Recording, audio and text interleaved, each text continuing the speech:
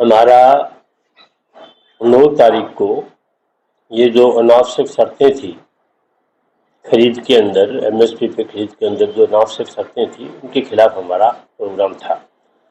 और आज सुबह ही एडीएम हनुमानगढ़ ने संपर्क करके कहा हम आपसे बात करना चाहते हैं।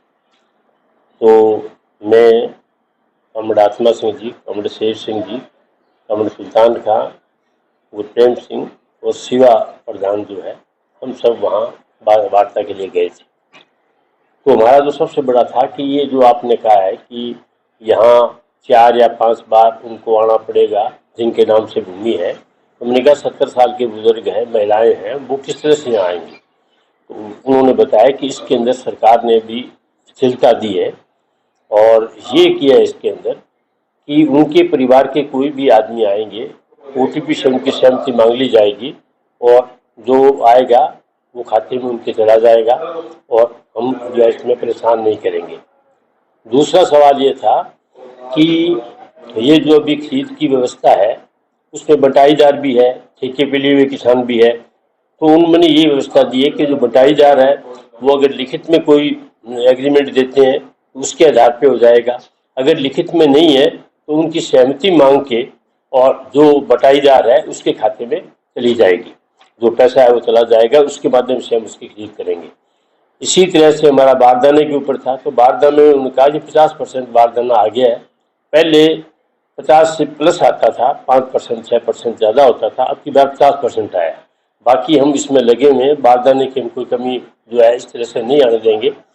और रात को ये ट्रालियाँ जो है ये इन्होंने सिस्टम किया था कि जो ट्राली ऑनलाइन है जिसका नंबर आया वही ट्राली आएगी।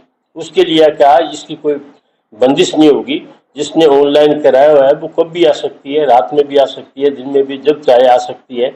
और जिनका नहीं है वो कृपया 6 बजे से पहले पहले आने का प्रयास करे और आ जाएगा। जिसका ऑनलाइन नहीं है वो यहाँ आएगा तो हम यहाँ आने के बाद भी उसका ऑनलाइन करके सहमति लेकर के हम उसकी खरीद कर लेंगे। तो इसी आधार पे जो है नहीं रोकेंगे किसी का कि इसका नहीं है, खरीद नहीं है। और हमारा इन कंपनियों के खिलाफ था, तो 2 कंपनियां तो जो है सरेंडर कर गई, भाग गई।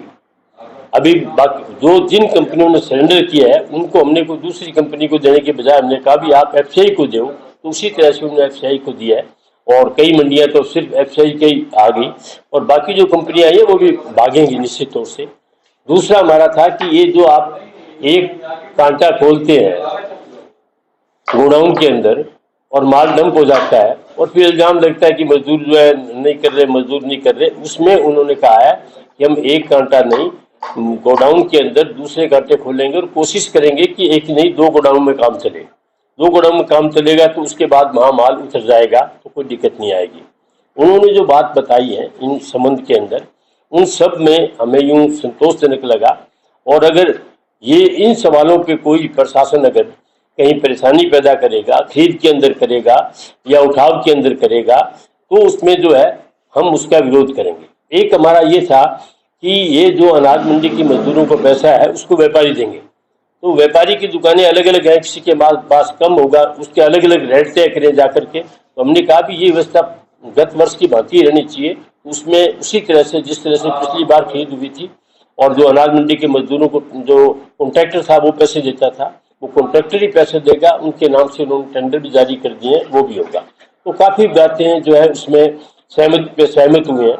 और अभी हम देख रहे हैं क्योंकि अभी बरसात के कारण बहुत नुकसान हो रहा है, तो हमारा बार बार उनको ये कहना था कि बरसात के कारण किसान का नुकसान हुआ है, तो जो उसमें अभी नमी आ रही है उसके कारण किसानों को परेशान नहीं किया जाए। तो उनका इसके लिए हमने एक कमेटी बनाई है, वो कमेटी उसकी जांच करेगी और किसी भी सूरत के अंदर किसानों को हम परेशान नहीं करेंगे और जो माल लाएगा जो है उसका बिकना चाहिए। इन सारे सवालों पे बातचीत हुई है, कुछ संतोषजनक लगा है और नहीं लगेगा तो फिर किसान और मजदूर इस सवाल पे जो है उसी हिसाब से काम करेंगे, आंदोलन करेंगे और प्रशासन का काम ठप करेंगे अगर इन मांगों के में लोगों को परेशान किया गया तो। अच्छा, किसानों के जब बातचीत की गई, एक बात और सामने आई है कि ट्राली पर माल लाए, देरी नहीं किया, माल लो जैसे सीधी उन्होंने बेच ली या सीधी सप्लाई कर दी, तो उसमें जो तुलाई का काम वो भी किसान से काटा जाता है। और जो तोला धान का इसका खर्चा है वो भी लगाया जाता है। किसानों का ये कहना है कि जो व्यापारी खरीद रहा है तुलाई उसकी लगनी चाहिए, उसकी जो कांटे पर तोलने जाता है उसको नहीं लेना चाहिए।